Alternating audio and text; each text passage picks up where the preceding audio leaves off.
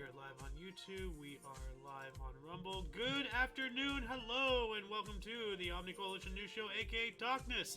This show is a dive into the weird, bizarre, obscure, in other words for strange world of notable events, weather, and sports, covering topics seldomly, if ever, seen from most news sources these days. Join us! During a time of political overabundance and divisiveness, we present you with more unifying topics to discuss. For links to the articles or anything else potentially interesting, please check the underwritten description below, and all links gathered throughout the show will appear post-live stream as per usual. Anyway, I am Aoxander, and I'm joined by Dr. Cheese. Are you there in the house? I don't think Cheese is in the house. So, and hopefully we might be joined by the one and only Ghost with the most, the Ghostery, the Hostery. I don't know. Anyway, yeah, and of course, you, audience member, are you, whether you're watching live or some point in the space-time continuum, it doesn't matter. I appreciate the view. Thank you for joining us regardless. Anyway, today is, what is today? Freya's Day, aka Friday, January 19th, 2024. And let's start with the news here. MTM discovered this from Newsbreak. A winged creature with remarkable camouflage discovered as new species in Liberia.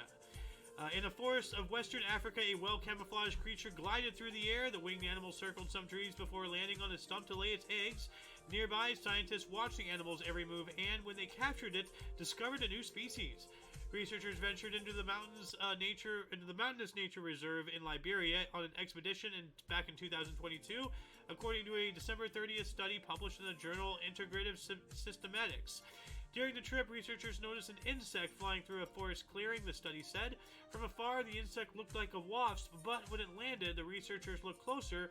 It turned out to be a new species of moth, Cincinocelis grandiosus, or the grand clear-winged moth. Alright. Grand clear-winged moths can reach about 2.5 inches wide and about 2 inches long, the study said.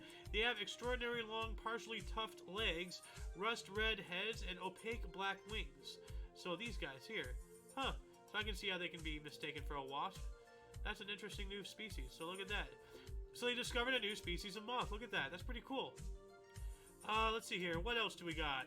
From Audio Central, trucker Barbie, woman gives her massive truck a pink makeover. Huh.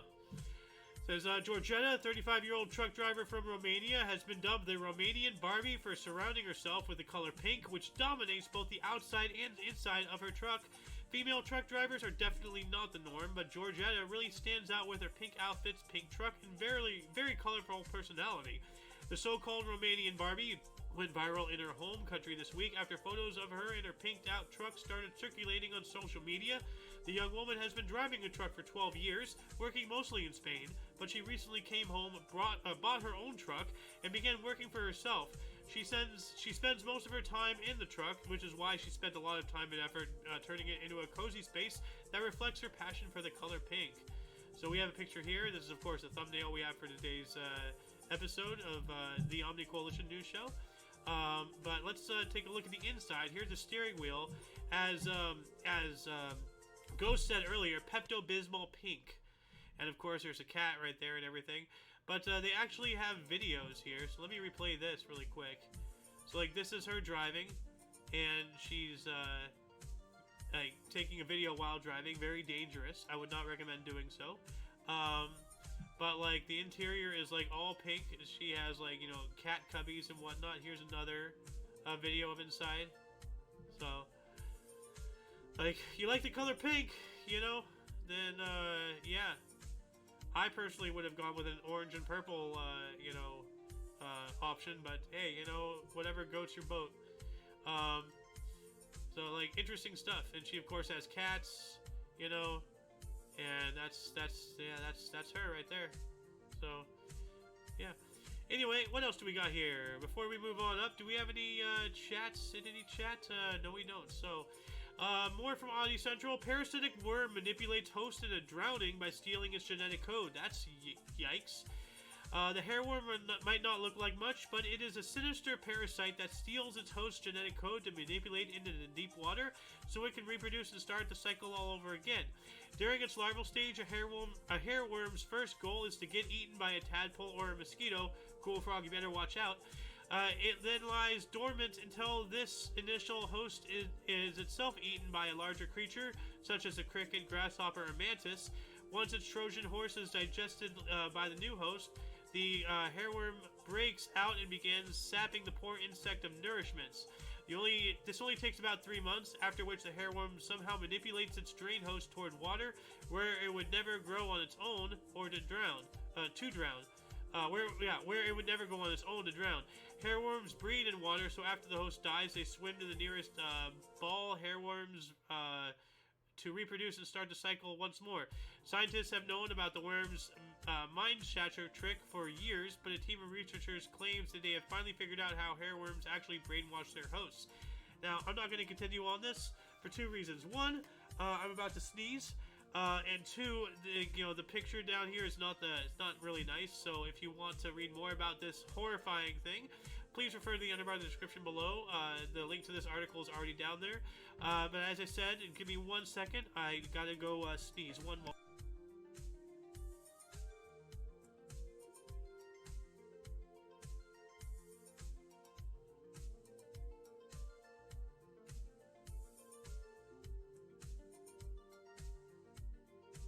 Alright, I am back. Sorry, I'm pretty sure you don't want to see me sneezing and dying on camera. So, anyway, more from Oddity Central here. The tale of Frank Hayes, the only jockey to win a horse race while dead.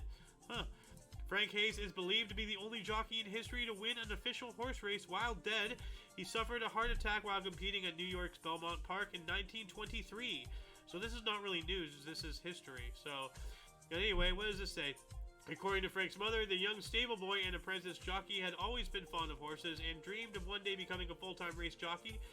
So when he was finally given the chance to prove himself in a 2-mile, 12-jump race at Belmont Park, he leaped at the opportunity. Frank Hayes loved training horses, and one of his favorites was Sweet Kiss, a 7-year-old unremarkable mare that wasn't well thought of even by her owners. She had 20-1 odds in the big race and wasn't expected to pull off anything extraordinary, but Frank believed she could win, so Sweet Kiss's owners gave him the chance to do it. This would be their only race together, but one that would be remembered a century later. So yeah, let's see here. Frank Hayes embarked on a grueling weight loss routine that involved hours of intense exercise and minimal food intake. So it talks about everything that he did. Let's see here. On June 4th, Frank Hayes made history after a brilliant race that kept spectators on the edge of their seats. Sweet Kiss crossed the finish line first, beating fan favorite Gibby by a head. It was a shocking win that no one, not least of all the horse's owners, expected. So when they came to guide Sweet Kiss to the winner's circle, they almost didn't notice that there was something wrong with the jockey. Frank Hayes laid motionless on the saddle, and the race doctor soon pronounced him dead. At some point during the race, he suffered a heart attack and slumped against Sweet Kiss, but never fell off. Experts had observed that Sweet Kiss swerved slightly while approaching the final jump, which was later attributed to the jockey slumping forward too much. It was a bizarre win, but because the jockey stayed on the horse until they crossed the finish line, the result was valid. So yeah, like if you ever had a question of, would a jockey, if they were dead on the horse, would they still win? The answer is yes. So yeah, so for further reading, please, go to this. Like, they do all the footwork, they put all the articles together. I'm just some random guy on the internet reading things to you. So, yeah. Anyway, what else do we got here? Oddity Central, man sues dozens of women for giving him negative reviews on Facebook group. A Chicago man is suing 27 women for $75 million after they posted negative comments about him on a Facebook dating group, calling him very clingy and a ghoster. Wow. 32-year-old Nico D'Ambrosio claims that his reputation was tarnished after several women who claimed to have dated him posted their negative experiences on a private Facebook group called Are We Dating the Same Guy? The popular group originated in New York, but since has branched out to other major cities and is mainly used by women to share their experiences with men and ask for advice about various red flags. In D'Ambrosio's case, dozens of women wrote derogatory comments labeling him as clingy or accusing him of ghosting them after getting what he wanted. Now, the Chicago man is suing several of these women, as well as moderators of the Facebook group and parts of the social network's parent company for $75 million. With how things are today, I don't know what to say. I don't know where to stand. Because, well, first off, what's with all these gossipy Gertrudes, getting together and just talking about people, that's kind of not cool. Because, you know, like, what's the saying? Small minds think about, you know, small minds talk about people, large minds talk about events. So, what does that say?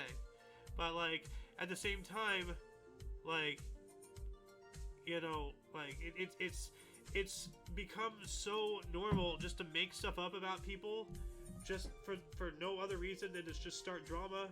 Like, you know, I've been involved in several of those situations myself.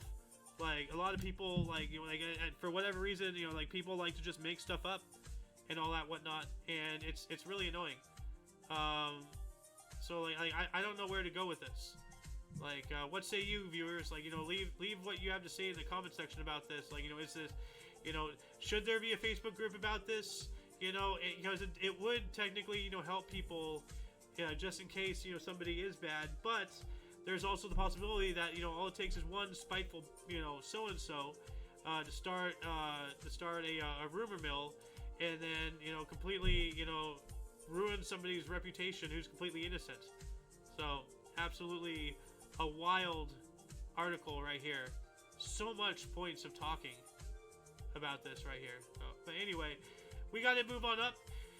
Check Key 2, an indigenous key accessory that lets you check if you locked your door. Don't you hate it when you can't remember if you locked the front door when you last left your home? It's a dreadful feeling that you don't have to experience again, thanks to a little tool, a cool little accessory called Check Key. I feel like an advertisement. Developed by Japanese lock manufacturer company Miwa, the Check Key is a sleeve-like accessory that goes over the top part of your regular key and features a small window that indicates whether you locked your door or not. The Check Key comes with a built-in mechanism that detects when you turn the key clockwise or counterclockwise and changes color accordingly. When you turn the key into a lock clockwise, a little window on the Check Key turns white, and when you turn it counterclockwise, it turns orange. The mechanism is entirely mechanical, so it never runs out of batteries. This way, when in doubt, you can just look at your key and tell if you really locked your door on your way out. But, like, you know, if you just held your key, you know, like I'm holding this lighter, just did this without in the thing, does it register the resistance? Is that built into the mechanism, or does it just go off of gravity? Because your key can do this in your pocket just by walking. So, like, how does... Like, I'm pretty sure this talks about... okay... Yeah, so, like, I'm not gonna, like, look too deep into this live on the show. But once again, you know, please go to the underbar description below. Click the link to this article. You know, look more into this. This is really interesting. Like, using analog technology to display whether or not your key locked or unlocked the door. Huh. That's interesting. And, like, you know, at first I thought it was going to be something digital, like, you know, and the first thing I was thinking of is, oh, what's stopping somebody from hacking this and, like, making it display something wrongly to somehow break into your house or something. Like, people find ways. People are tricky. But no, this is analog. This is completely just physics. And that's why I'm wondering, like, does it not work unless it feels the resistance of being in a keyhole? So, that's interesting. What else do we got here? Man undergoes male organ enlargement procedure, sues doctor after organ shrinks. Whoopsie. A Turkish man is suing the doctor he paid for a male organ enlargement procedure after his organ allegedly shrunk by 1 centimeter following the botched operation. His name is Aether Turkmen, a wealthy banker from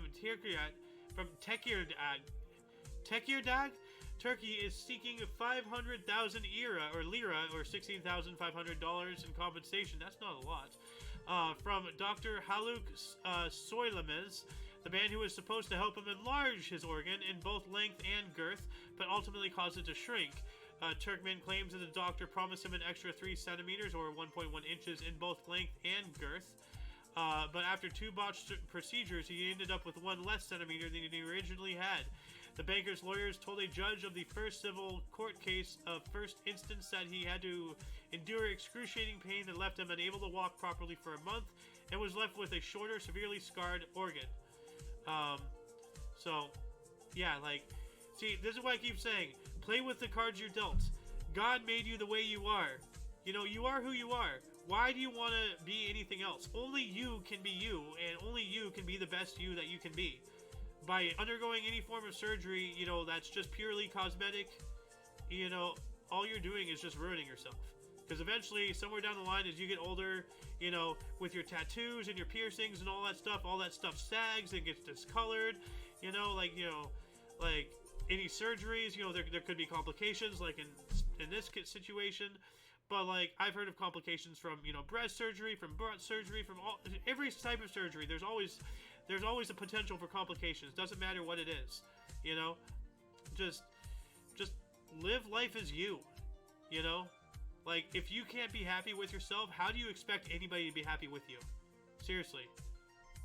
So, anyway, what else do we got here? More from Oddity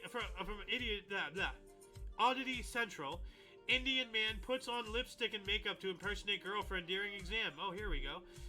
An Indian man has been caught trying to take an exam at Punjab University on behalf of his girlfriend by wearing lipstick, makeup, and female clothes.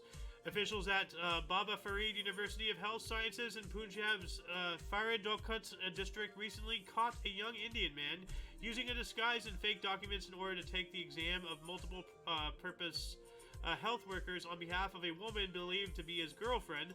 The youth, identified as Angriz Singh from Fazilka, showed up at the examination center in Kota Kapura on January 7th, dressed in full female attire, complete with red bangles. What is that? Red bangles, bindi, and lipstick, and carrying documents in the name of the woman he was trying to impersonate. One Paramjit Kaur. While his disguise may have fooled the staff, they couldn't trick the biometric scanners when his data couldn't fit the one in the database. Yep. So, yeah, like, Ghost and I were actually talking about this, like, she's been doing a lot of help, you know, in the background with Omni Coalition, so really, a lot of thanks to Ghost. But, like, she was talking about how, she was, like, in some kind of, like, circle that, like, helped cheat on exams or something, like back in her college days or something. I'm not sure, but like she was saying, like, oh, you can't get away with that today. I'm like, no, you can't. And yeah, biometric scanners, like, what the hell? Like, wow, we live in the future. This is wild. But yeah, no, like, yeah, like he can pass off as an Indian lady. Like, I take from that what you will. I don't mean to say it in a bad way, but I mean, I know a lot of people out there will probably be like, oh, you rah, rah, rah, rah. But no, like, you know, rather convincing. So I probably couldn't tell the difference. So yeah. Anyway, what else do we got here? Woman blows everyone away with world's loudest nose whistle. A Canadian woman recently set a new Guinness record for the world's loudest nose whistle, reproducing the theme song from The Godfather at a whopping 44.1 decibels. What? Lulu Lotz discovered she could whistle through her nose when she was about 7 years old. She would play pranks on her friends and teachers and whistle popular songs, but it wasn't until she saw a Netflix documentary that she decided to put her nose whistling skills to the test. After watching DJ Steve Aoki's documentary, I'll Sleep When I'm Dead, and seeing the artist get awarded a world record for most travel musician in 1 year, Lulu felt inspired to get her name into the Guinness record book as well, and what better way to do it with her unique ability. So the Aurora resident was delighted to learn that Guinness did in fact have a category for the loudest nose whistle, but actually getting her attempt acknowledged by the organization proved a bit of a challenge. She needed to find a special facility and expensive audio measuring equipment to have her nose whistle measured, but luckily she was able to find a professional audio and engineering studio in Mississauga. Okay. So the Guinness protocol required 3 different measurements, and Lulu's nose whistle reached up to 44.1 decibels, about as loud as some bird calls. She got the world record by whistling the Godfather theme, but she can whistle pretty much any music, including classics like Beethoven. So I wonder if there's, if we can actually hear it. So.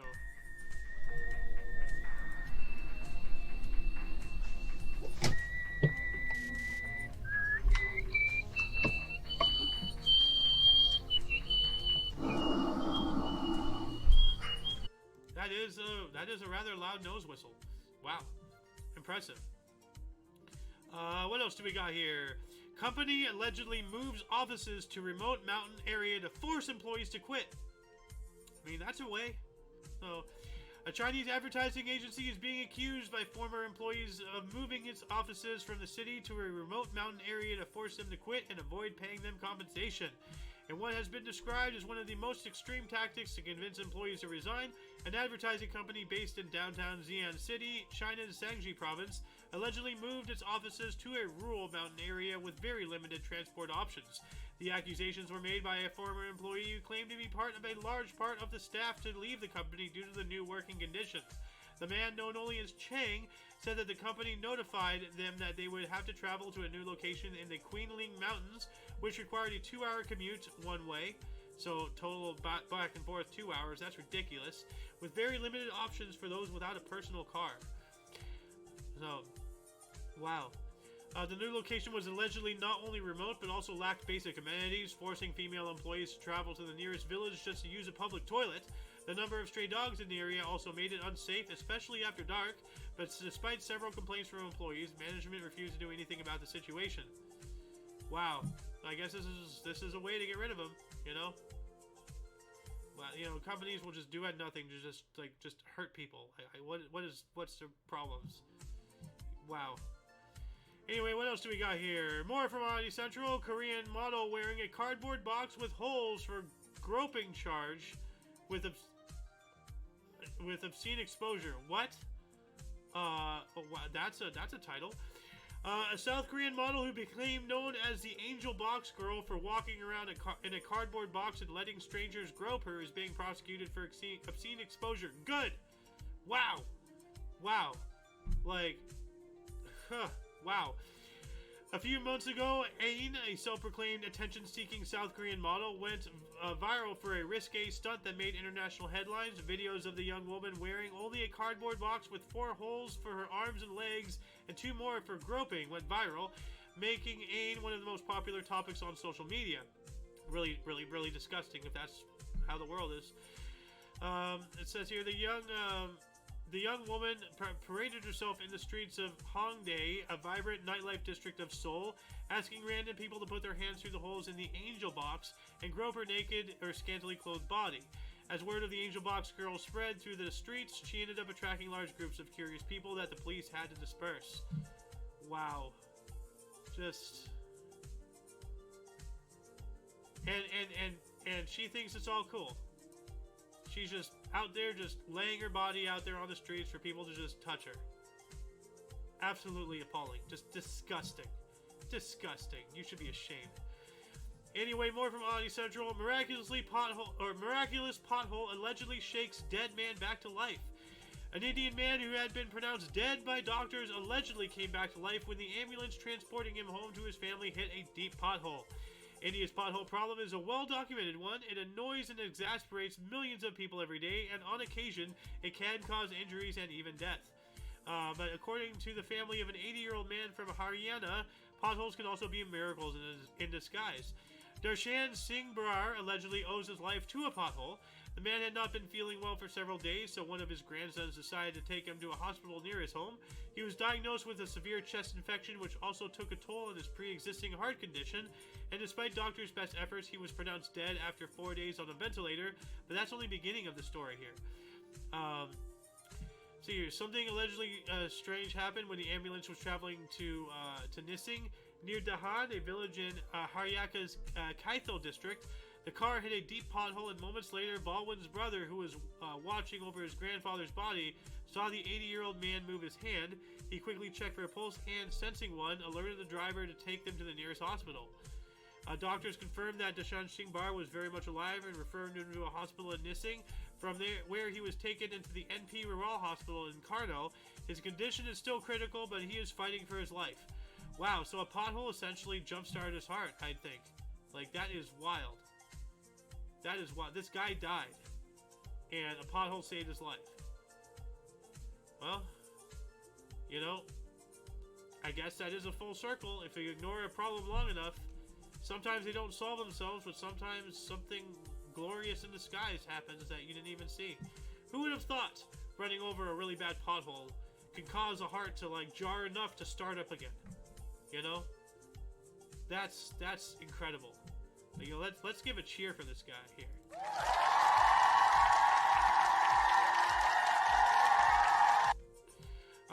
else do we got here? From UPI, Chicagoans work to preserve viral rat hole. Huh. Going from a bad pothole to a different one here. Chicago's famous rat hole, a rodent-shaped indentation in a concrete sidewalk, was filled in by an unknown person, leading fans to attempt to exhume the landmark. The rat hole, an indentation left when the cement was still wet in the 1900 block of West Roscoe Street in the 1990s, became a viral phenomenon this month when fans started posting photos and videos on social media. Visitors left offerings, including spare change and snacks, as tribute to Chimley, the name given to the animal that created the indentation. The hole appeared to be a rat-shaped one, but some neighbors and animal experts said it was more likely left by a small squirrel that fell out of a tree. Yeah, that looks like more like a squirrel to me. So what is this here? A viral photo in Chicago is making some people squeal. Yeah, take a look. So a local artist discovered an imprint in the sidewalk shaped like, well, as you see it, a rat. And he shared it on social media, which went viral with the name Chicago Rat Hole. So now the street has become infested with, well, not just rats, Morgan, but tourists clamoring for a selfie. That's pretty interesting. Rat hole. Huh. More from UPI. Left behind items at European hotels include dentures, clown costume. Okay. Let's see here. A survey of European hotels found some of the most unusual items left behind by vacationers include dentures, a full clown costume, and witchcraft paraphernalia. EasyJet Holidays says it surveyed 100 European hotels in its network to identify the most bizarre and surprising items that ended up on the lost and found over the course of the past year. So let's see here. We have dentures, witchcraft paraphernalia, prosthetic limbs, a glass eye, a grandma's lucky teacup, thousands of German marks, a clown costume, an inflatable boat, caviar, and rosary beads. Huh. So that's... Huh. Alright. We also have a contractor remodeling bathroom finds grenade behind the tub. That's an explosive discovery. Let's see what happened here.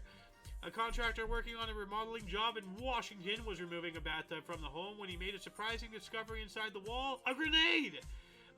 Vadim Karkaya, owner of Polar Bear Construction, said he tore out the tub in the third-floor bathroom of the home in Seattle's Ballard neighborhood, revealing a hidden compartment in the wall and an object that appeared to be a grenade.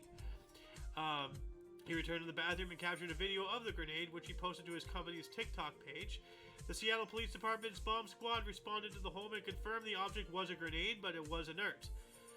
They mentioned something about World War II and how veterans came home and they brought weapons and stuff with them. Somebody stored it and they possibly forgot about it. You know, as a quote from Karkave, however you pronounce his name, said.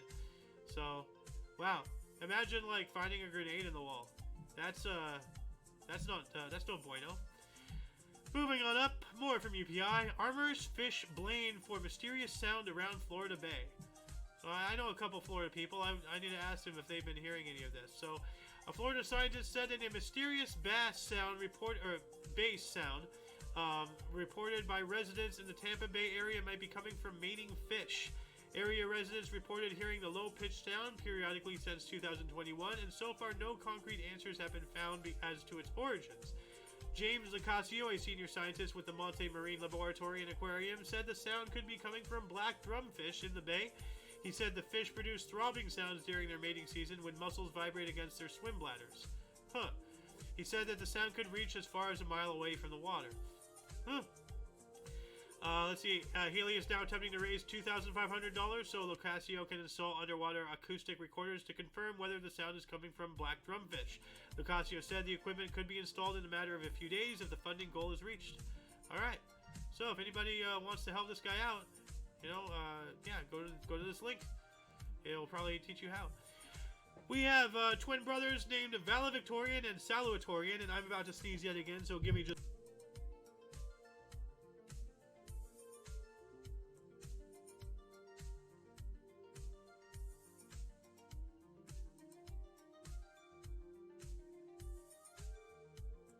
Alright, sorry about that.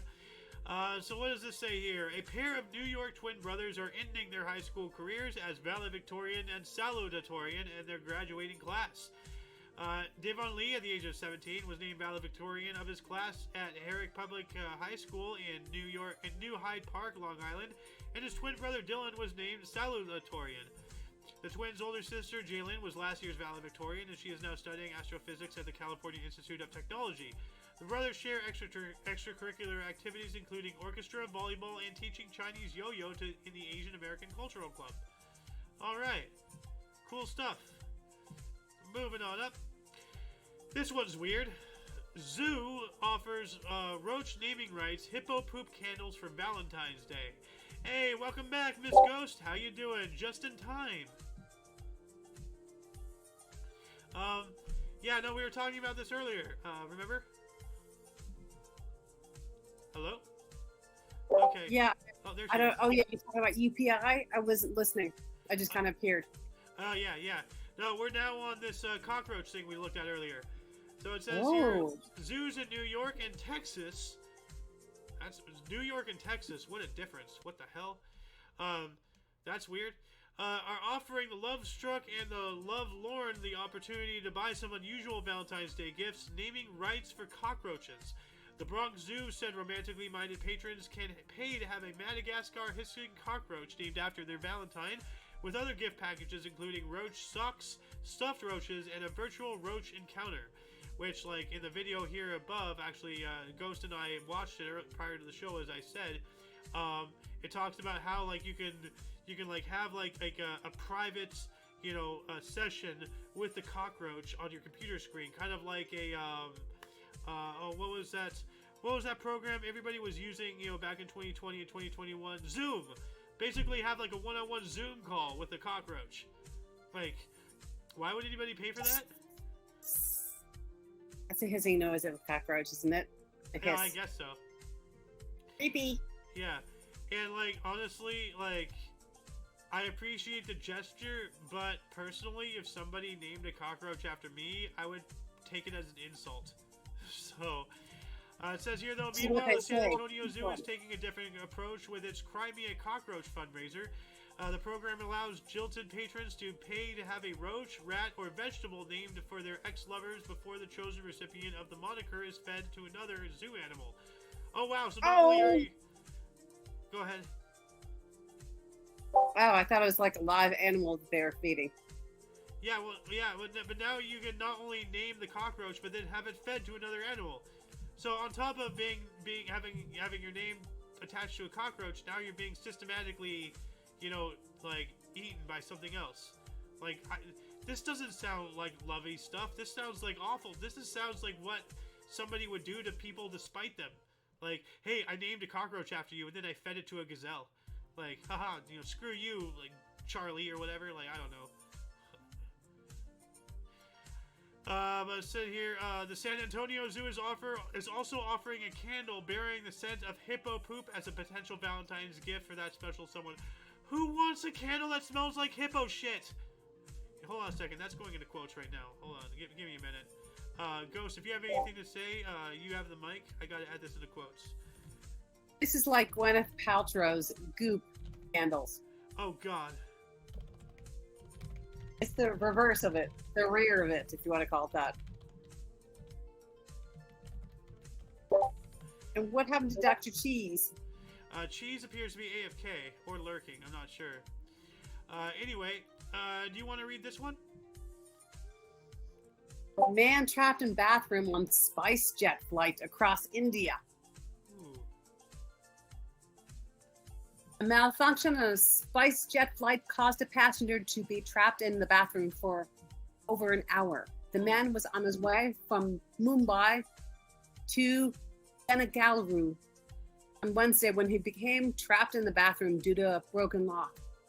The flight crew members were unable to free him until they landed, and airport techs intervened. A private air carrier, SpiceJet, expressed regret over the incident and said the passenger will get a full refund of his airfare. All right, good. Like, he gets some justice. Like, that's good. Like, if you want a free flight on SpiceJet, pretend to get locked in the bathroom. Maybe.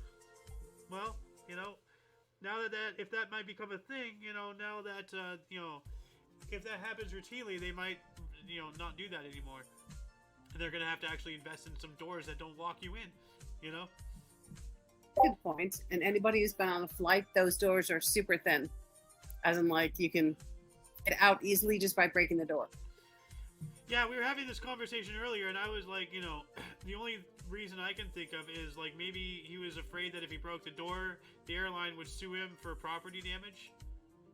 You know? Like, and not waiting until proper authorities, you know, handle the situation. But stuck in an hour, like, that's not good. Like, when I was a kid, I was locked in the bathroom in a school once. The damn lock broke, and then I was, like, panicking. And, like, I was only, like, you know, 5, 6, you know, 7 years old, maybe. Like, I was young. And that was terrifying. That does sound terrifying. And you just mentioned something I forgot to think about. It could have been his first flight. It could have been, like, his very, very first flight. It could have been. And holy shit, if that was, like, he needs more than just his airfare back. He needs free, like, yearly trips or something. I don't know. Like... Definitely he needs to be upgraded to first class every time he flies. Yep. And, you know, those bathroom doors I know will work. What else do we got here? Do you want to read another one? Nope, you can go ahead and read another one. All right. Yeah. More from UPI here. Iowa man's snow shark sculpture becomes a local tourist attraction. Oh. I've seen snow sharks the movie, or actually, I've heard of snow sharks the movie or something. Anyway, an Iowa man's yard is attracting schools of visitors from across the area after he built a 20-foot-long shark sculpture out of snow. Carlos Maldonado, a sculptor and owner of Carlos Maldonado Artwork in Iowa City, created the 5.5-foot tall great white shark sculpture from snow with help from his 2 sons. He said that it took about 4.5 hours to sculpt the shark and another hour and a half to color it with watered-down acrylic paint the following day. Maldonado's photos of his artwork posted online led to an influx of visitors wanting to take photos with the snow shark. So there's a little video here, so let's watch this. Wow. Yeah, we can't take t-shirt teeth for necklaces. My fiance had seen this online on Facebook, and we just thought it was a really good idea to bring our kids out to be able to see what creativity and what they can really do with snow. And it will be a very good memory for my kids. Say cheese! Yeah, this is great. I looked up snow sculptures. I didn't really want to do anything plain. When I saw a shark online, I figured I could do that. So I gave it a shot, and this is what we ended up with. That's cool stuff. That's really cool stuff. Cool stuff. Yep. Yeah. Good. Very cool. And here we go again. We're not going to dwell too long on this because we've covered many of stories like this. But, you know, just as a friendly reminder, these do happen quite often, actually. More often than you think. Book return to British Library was 44 years overdue. That's, I wonder if they had to pay the overdue fee. The Essex Library Service said in an Instagram post that a customer returned the book Great Prime Ministers by John Whittle to the Manningtree Library. The book had been due back since June 30th, 1979. It was unclear whether any fines had been issued for the overdue return, but the Essex Library System revealed in 2018 that it was owed more than $442,000 in overdue fines. Holy shit! Like, what the hell? Darn kids these days aren't going to know the glorious feeling of being fined by a library. That's almost $500,000 in overdue fees. Ooh. Wow. What is the Essex Library System? Like, that's their system, you know, the Essex Library, like their internal system, as of 2018, said that this book is, you know, the owners owe $442,000 in the overdue fees, you know, according to their documents or whatever, I believe. Oh, I thought that was for their entire library because it didn't say for this book. Oh, okay, maybe it is for that. Okay, yeah. Okay, so overall it's owed $442,000. Okay, that makes more sense. See, this is why I have you on the show. Like you slow me down and make me think more rationally. Like, and you're actually in journalism, so you know what to look for and whatnot. So thank you. Good. You're doing great. Thank you. Now we have one more article. Do you want to take this? Nope, you can do it. All right. From NPR, Alabama mom is 1 in a million delivering 2 babies from 2 uteruses in 2 days. What? Like, this is wild. 32-year-old Kelsey Hatcher welcomed 2 beautiful baby girls into the world last week, delivering fraternal twins at the University of Alabama at Birmingham Hospital. But unlike typical twins, the newborns came from 2 separate wombs. Hatcher naturally delivered her first baby, Roxy, at 7:45 p.m. on December 19th, followed by Rebel, who was delivered by C-section about 10 hours later on December 20th. Go away, ad. Her experience is what's known as a dicavitary pregnancy, according to a University of Alabama at Birmingham news release. The National Library of Medicine says this type of pregnancy is believed to be 1 in a million occurrence. Huh.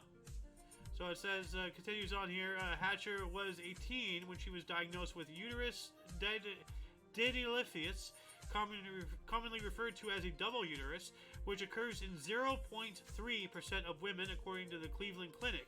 She also has 2 cervixes, and although she had 3 typical pregnancies in years past, Hatcher's 4th go-around through Hatcher's obstetrician, Dr. Shweta Parel, for a loop when the first ultrasound showed 2 fetuses and 2 uteruses. Holy crap. You meant to say obstetrician. Sorry? You meant to say obstetrician. Yes, thank you. But yeah, that happened. So congratulations. Let's give a cheer.